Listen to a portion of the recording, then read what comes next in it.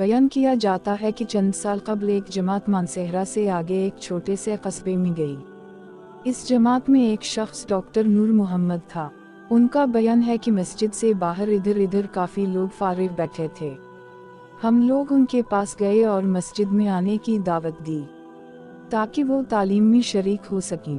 कुछ लोग हमारे साथ मस्जिद में आने पर तैयार हो गए।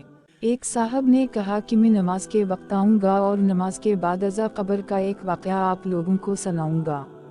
चुनांचे ज़हर की नमाज के बाद ये शख्स हमारे पास बैठ गया। अपना तारुफ करवाया कि वो रिटायर्ड फ़ौजी नौजवान था। इस फ़ौजी का बयान है कि 1965 की जंग में एक कब्र में असलहे का एक आर्जी ज़ख़ीरा यानी एक कैंप लगाया गया था और कुछ नौजवानों के साथ इस फ़ौजी की ड्यूटी थी। दिन का वक्त था और कोई ख़ास काम नहीं था। चुनांचे उसने कब्रिस्तान में घूमना शुरू कर दिया। इसका गुज़र एक पुराने कब्र के पास से हुआ तो यूँ महसूस हुआ जैसे कब्र के अंदर से हड्डियाँ टूटने की आवाज़ आ रही है।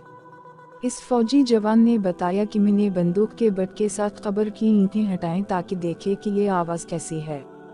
जैसे जैसे मैं मिट्टी हटाता गया, आवाज़ और तेज़ होती गई और मेरी दिलचस्पी और खौफ भी बहुत बढ़ता गया। दिन का वक्त था, रोशनी खूब फैली हुई थी। किया देखता हूँ कि कब्र के अंदर इंसानी हड्डियों का ढांचा पड़ा हुआ है और इस पर चूहे की शक्ल का एक जानवर बैठा हुआ है, और जब वो मुंह इस ढांचे के ऊपर मारता है तो सारा ढांचा अकड़ जाता है और हड्डियों के टूटने और चटकने की आवाज़ आती है। मेरे सामने इस जानवर ने 3 मरतबा अपना मुंह हड्डी पर मारा। मुझे बहुत तरस आया कि ये जानवर इसको बहुत तकलीफ पहुंचा रहा है। चुनांचे राइफल से जब मैंने इस जानवर को मारने का इरादा किया तो वो मिट्टी में छप गया। थोड़ी देर के बाद वो जानवर कब्र से निकलकर मेरी तरफ लपका और मेरे ऊपर ऐसी दहशत से सवार हवा कि मैं इसे मारना भूलकर अपनी जान बचाने की खातिर भाग खड़ा हुआ। काफ़ी दूर जाने के बाद मैंने मुड़कर देखा, वो जानवर मेरे पीछे तेज़ी से भागा आ रहा था। करीब ही पानी का एक गड्ढा था। इस जानवर से बचने के लिए मैं इस जोहड़ यानी गड्ढे में दाखिल हो गया। मैंने पीछे मुड़कर देखा कि जानवर जोहड़ के किनारे पर आकर रुक गया है और कुछ देर के बाद उसने अपना मुंह पानी में डाल दिया।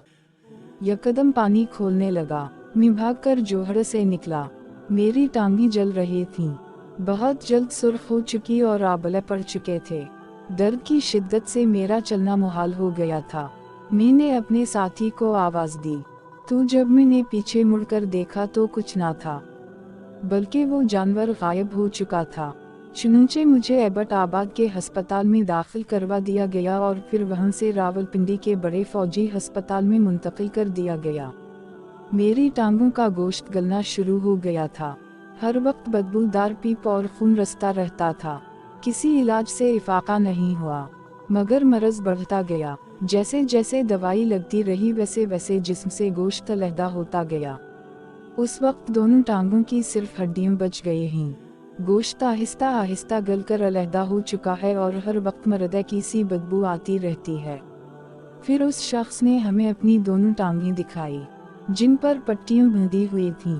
अल्लाह मुआफ़ फरमाए। अल्लाह ताला हमें कब्र और जहन्नम के अजाब से महफूज रखे, आमीन। सबक। इस वाक़या से हमें ये सबक मिलता है, बेशक बाज़ दफ़ा अल्लाह ताला लोगों की अबरत के लिए दुनिया में ही अपने अजाब का मुशाहिदा करा देता है, जैसा कि इस वाक़े में भी आपने मुलाहज़ा फरमाया। अल्लाह ताला हमें अमाल सालेह करने की तौफ़ीक़ अता फरमाए, आमीन।